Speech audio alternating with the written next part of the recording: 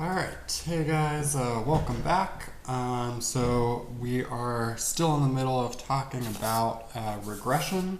And so we had just finished up on page 5 of our note packet, just talking about like predictions, talking about residuals.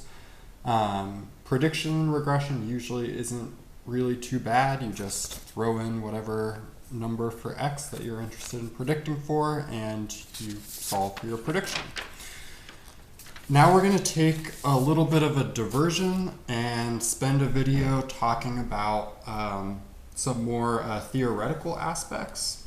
And so this will be as theoretical as we get, because this is, again, intro to like applied statistics, not theoretical statistics. But we are still going to cover where this fitted regression line comes from.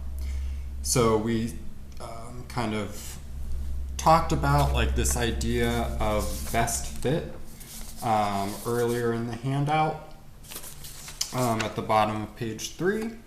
And so we had just said we want points as close to as possible to the line. And now we're going to cover kind of a more formal definition of what that means. So to do that, let's just say we have this simple example where we just have 4 different data points and we fit these 2 candidate lines. So one of the lines is solid, the other line is dashed.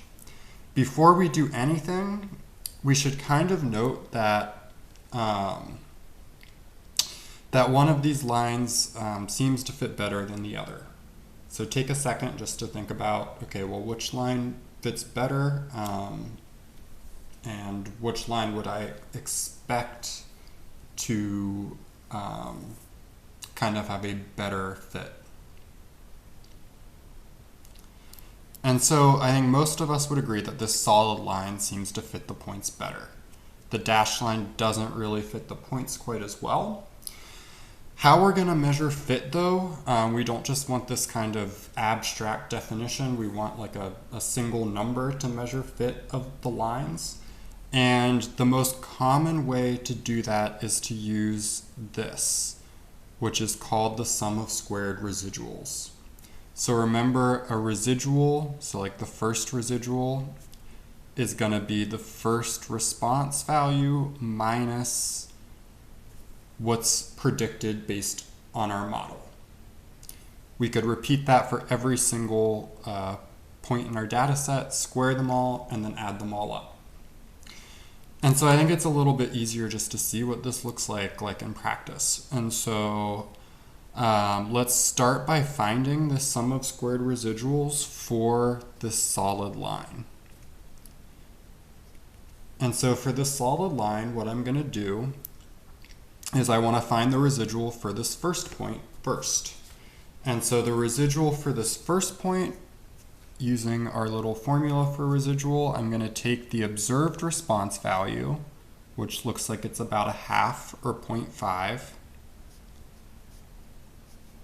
I'm going to subtract what's predicted based on our solid line. So that looks like the predicted is about 1. I'm going to square that. And then I'm going to repeat that for the other 3 points. So the second point looks like it has an observed response of 1.5. The predicted based on our model looks like it's predicted to be 2. I'll square that. I'll repeat that for this third point.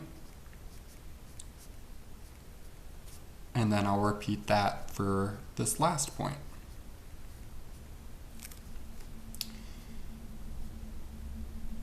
If you do all that, you should wind up with a sum of squared residuals of 1.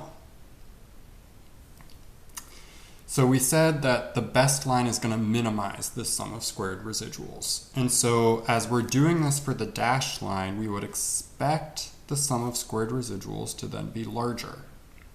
So let's see if that's the case.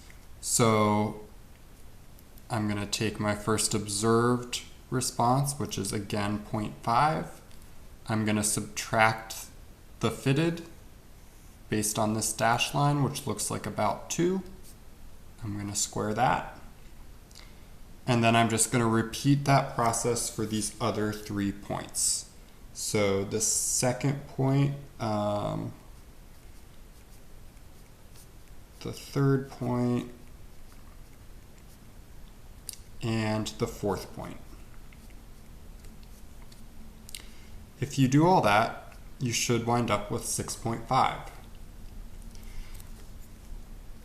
And so we are actually seeing that which line has the smaller sum of squared residuals, the solid line. And this makes sense because a smaller sum of squared residuals means a better fit. Since a smaller sum of squared residuals means that the errors are in general smaller.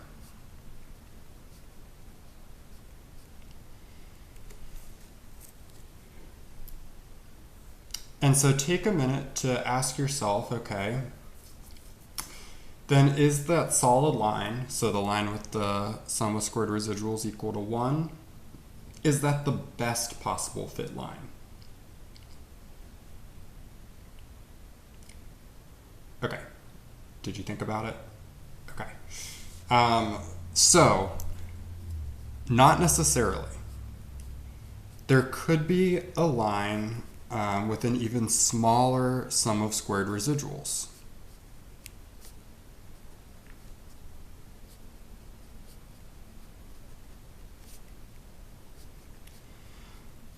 So what do we need to find this line that has the smallest sum of squared residuals? Well, there's actually, for this simple kind of linear regression case, there is like an algebraic formula to find the slope and to find the intercept.